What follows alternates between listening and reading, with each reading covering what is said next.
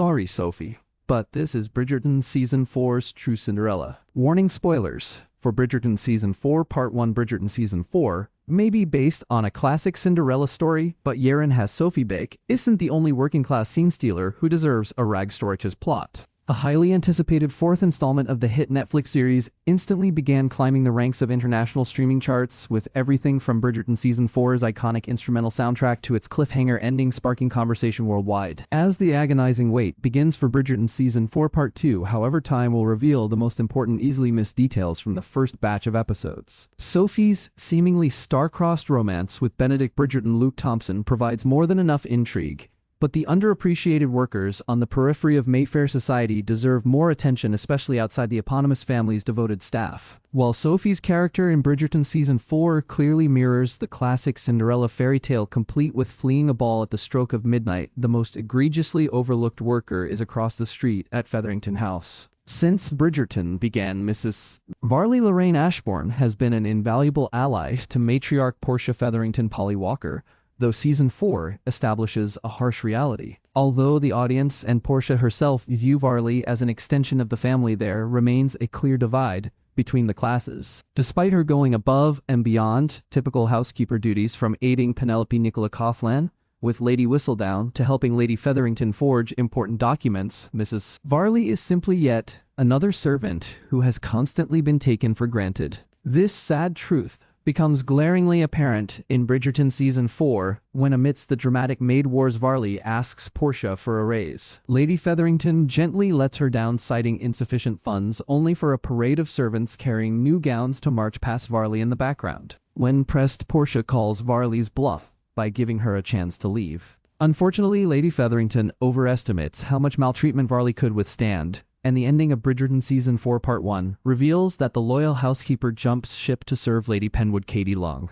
Yet the dispute over Varley's wages only scratches the surface of Bridgerton Season 4's main theme, as evidenced by every major household. Even fictional nobility is ensconced in privilege. Bridgerton's take on the Regency era is far from historically accurate, but Season 4 is making a point to incorporate realistic class struggles. The very first scene of the new season takes the viewer behind the curtain and shows the painstaking processes maids, housekeepers, footmen, cooks, etc. go through to keep a noble house running.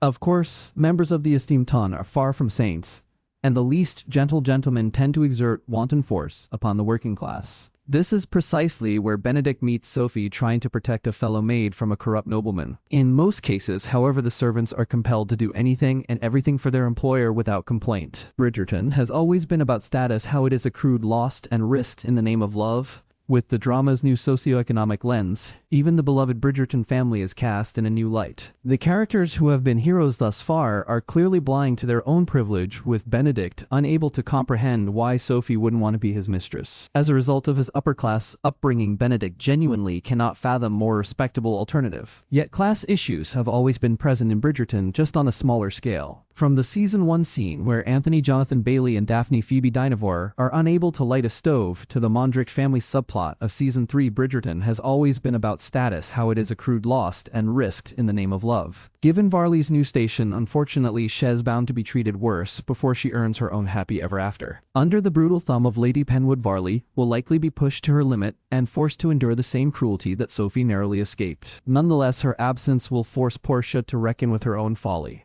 Bridgerton may be lauded as one of the steamiest period dramas, but many of the best love stories throughout its run have been platonic and familial. When nobody would touch the Featherington family in Bridgerton with a 10-foot pole, Varley was more devoted than ever, helping Portia and her daughters navigate bankruptcy, scandal, and full-blown social ruin. Undoubtedly, Netflix's best romance will return with 4 episodes that lead Benedict and Sophie together, but Varley has more than earned her own fairy tale ending. Perhaps Portia will finally realize what she had now that Varley's gone, spurring her to treat her staff more kindly. Similarly, Lady Featherington could simply express some heartfelt appreciation and increase Varley's salary. It's impossible for Varley to get a happy ending like Benedict and Sophie's inevitable marriage, but that doesn't mean Bridgerton can't throw a bone to its most deserving character. Whether it's a dramatic relocation or a quiet token of appreciation, Bridgerton must fulfill Varley's Cinderella story just as much as Sophie's.